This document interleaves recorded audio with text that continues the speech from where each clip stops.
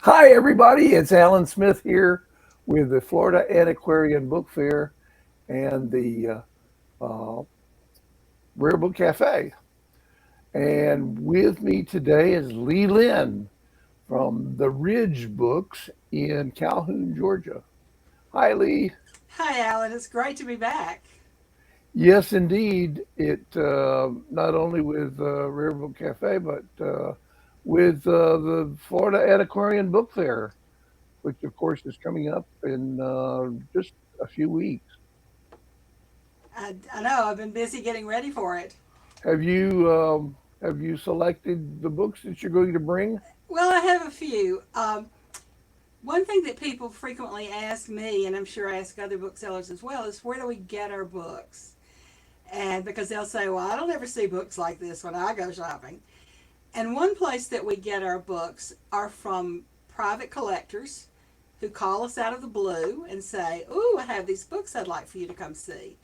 And that's happened to me several times in the last few weeks. And so what the books I have selected today that I'll be bringing to Florida come from several encounters with folks who were selling books that had belonged to their grandfathers and great grandfathers. And this morning I had a third call from the same neighborhood that had been referred by the folks that I've already been to see. So it's really been kind of fun. So the first book that I wanted to show you is large. Okay, let's see if you can see this. Oops, we got it backwards. Oh dear. No, you're fine. Am I okay? Can you read it? Yep, Oh, okay. yep. It's Okay, fine. this Yes, is a, perfectly. a, a large book of done in the open drawings by Frederic Remington. And this is a first edition. And the way you can tell the first edition, if you look on it, I don't know, Ellen, you might be able to tell what the error is on the front of the book. Oh, let's see. Oh, drawings by Frederick. I'd have to check the spelling of Frederick You're getting there. or the spelling of Remington. Well, it's the Done spelling in of the oven. Frederick. He did not have a K on the end. Okay. And Uh, he doesn't have a K on the end of his name, does he? no, he does not. However, every other time it's spelled in the book, on the title page and everywhere else, it's correct. And if you can see at the bottom, I'm not sure you can see his Yes. signature, but it does Uh-huh. not have the K as well. The book is except for a center fold out, is all black and white. I'll just show a page or two. Uh, let's find one that's got pictures. There we go. There we go. And hold it. Yeah, that's good. Okay. Oh, that's nice. And and let me show you the color one in the center. And the other thing that's special about this book is that it is the text, which is mostly poems, is by Owen Wister, best known, of Wow. course, for The Virginian, but a prolific writer of Western stories. And this center, the center of the book in color, is called Caught in the Circle, and it's uh, an Indian attack, attacking explorers and their scouts. Wow. So it's not in super shape. It's got some wear. It's from 1902, and then it was reprinted in I think '03, '04, '07, with the correct spelling on the cover. So this one was kind of a special one, and fortunately, the lady that I bought these from sent me a spreadsheet in advance of all the books that she had. So I had a chance to look them up and find out something about the books before I went up there, and that was how I discovered about the misspelling. Um, I think I would have noticed it, uh, partly because I had recently gone to a Remington exhibit at the Booth Museum in Cartersville, Mm-hmm. and was aware of how he spelled it.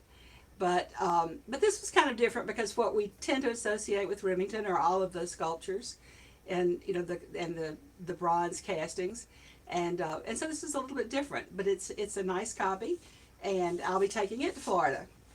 Oh, how exciting. That should be fun. Okay, the next thing I found in 1944, Random House, who did the Modern Library, did a illustrated Modern Library collection. The mylar on that is giving Yeah, I know, really but that's the maybe acetate. if you Okay, turn I'll it at take it just off. an angle, Okay, maybe does that help? yeah, that's better. Okay, okay. The this is the original acetate dust jacket Right. that came with the book, and some of these were reprinted, but one way to tell it first is that in the later printings there was a paper label with the title rather than the screen printed Ah. label on there. Mm-hmm. It's illustrated with the original Tenniel illustrations. Let me show you. They have been colored. It's really a very, very pretty, very pretty book. Can you And hold that? Can you hold that closer to the yeah, let me find camera? another page that's got maybe some bigger, a little bit bigger pictures. Well, find any bigger. There we go. Okay, how about that? And up Is that further? better? Hold it up higher. Oh, look at those.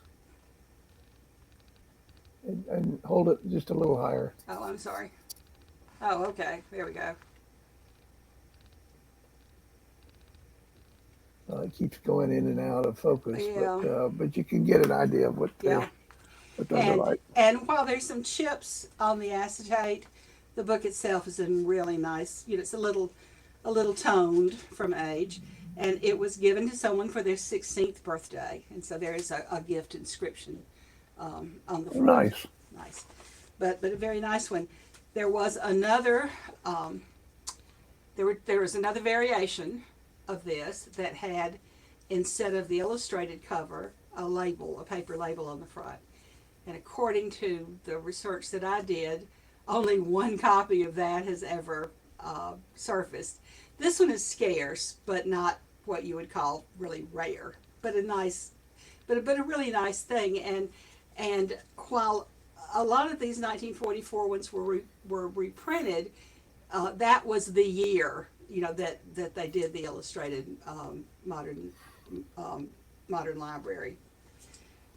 Okay. I'm in Calhoun, as y'all know, and Calhoun is the site of New Echota, which was the last capital of Cherokee before the removal.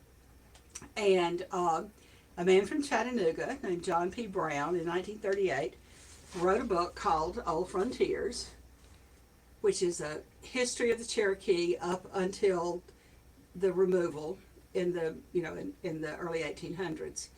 Um, it's very much pro Cherokee for the most part.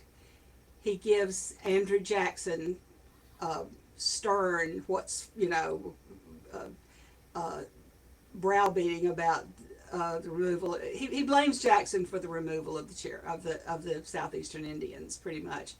But he also is very supportive of people like John Sevier and some other of the white settlers.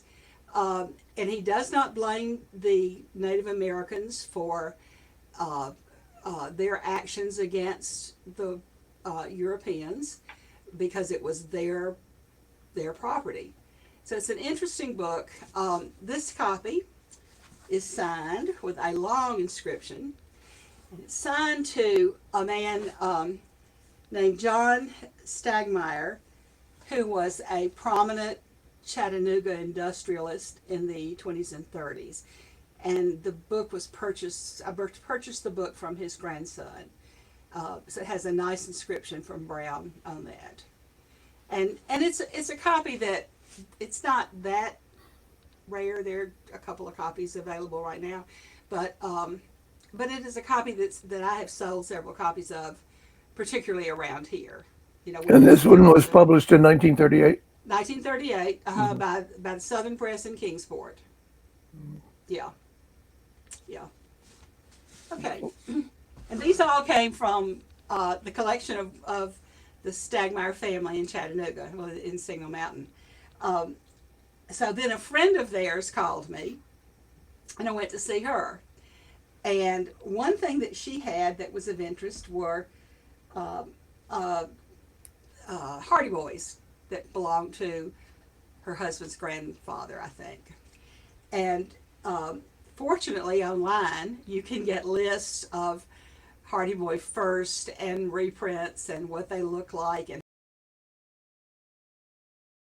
how to tell them because, you know, of those 59 or 57 stories, there were hundreds of different um, editions or printings or whatever. Uh, you know, the original ones were from Grosset and Dunlap. And of the ones that she had, let's see, two of them turned out to be first editions. Um, this one, The Twisted Claw, is book number 18 from 1939. By 1939, they were doing the brown covers. And I know we associate a lot of the reprints with the brown covers, but some of them were also first. And this one does not have the dust jacket, but these were in nice shape. You can also identify them by the end papers, what they look like, and what kind of paper the frontispiece is printed on. Some were glossy and some were not, and some of the ones that are not glossy are first, and some of them are not first. So I had a very helpful cheat sheet of several different listings of how to tell Hardy Boy first editions. This one is also first, The Mystery of the Flying Express. It was number 20 in the list, and the dust jacket on the spine, you can tell by this emblem that shows the heads of the two boys. In some of the printings that were not first, there's just a shield there, or it just says the Hardy Boy Mysteries. But this one, best I can tell, and y'all know first editions are sometimes really difficult, that this is a first as well. It and it has the brown cover. I don't have any of the firsts from this collection that had the red boards. Numbers 1 through 11 had the red boards. And while I have some of those numbers, let me find one. Okay, The Missing Chums was number 4 from like 1929. But this was from a 1932 reprint, identified by the brown boards instead of the red ones, and by the orange end papers. But this one has a glossy frontispiece. So it really, you know, if I hadn't had my list of what was what, I would never have been able to tell. So these, I'll be taking some of these Hardy Boys, you know, with us. And Grosset and Dunlap, you know, churned out a lot of these series for younger readers. These are two of the Ellery Queen Junior mysteries. These are from the 40s, and these were based on movies that were made based on the original Ellery Queen novels, and then these were done for, you know, like young adult, teenager kind of thing. So they're not valuable. They're not valuable, but that whole genre really, you know, including Nancy Drew and the Ellery Queen and the Hardy Boys and the Bobbsey Twins and all of those are really a time capsule of what children and teenagers were reading in that time. And of course, we continued to read them when I was a child and a teenager. I had lots and lots of Nancy Drews, but they weren't first editions. You know, that And was way past. but they are timeless. Right, right. They're a time capsule, as you say, but they're also timeless. And in the sense that the uh, later generations still love them. Right. But now some of the later Hardy Boy ones have been not so much dumbed down, but as sort of condensed and made more action oriented and um, brighter, illustrated covers rather than this kind of thing. Sure. Um, but they're still around, and of course it's not Grosset and Dunlap that does them anymore. But and we all know, of course, that Franklin Dixon was not a real person, and that there were a number of different writers who did these. But but the original concept in all this was a man named Edward Strathmeyer. Uh, Strathmire, right? yeah, and actually, I think his daughter actually wrote some of them too. But anyway, it is a it's something that has spanned generations, and so I'll be taking some of those as well. And where did it go? Another thing I bought from one of these two families was a nice first of Cross Creek Cookery. Oh I my. always sell Good. Cross Creek Cookery in Florida, and it doesn't have the dust jacket, but it is a first with Scribner's A, on it. So I'll be taking it as well. A perennial seller. A perennial seller. That's the Because truth. because the because Marjorie Kenyon Rollins never goes out of style. Right, and actually, yeah, I sell more copies of the cookbook than I do of Cross Creek or the Yearly or anything else. So it's always a big seller. Um, Another thing that I bought from one of these families were, I know our last first look, when you talked to Sandy, she talked about illustrated, the decorative covers, and Margaret Armstrong. Right. I love Margaret Armstrong. When I attended Rare Book School at Virginia, I did a project on her, and she was a fascinating person. Very much um, a woman ahead of her time, really.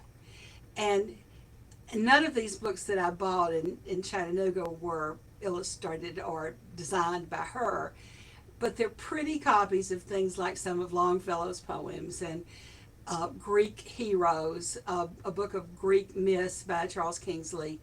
Some pretty books that are going to be relatively inexpensive that I'm going to do a shelf of those. So it was a good two trips. I'm looking forward to the next one. So thank you, Lynn, for being a lead. Sorry. It's okay. That happens all the time. I'm sure it does. Thank Yeah. you, Lynn, for being with us on First Look for the Florida Antiquarian Book Fair. And we look forward to seeing you in St. Petersburg. I'm looking forward to being there.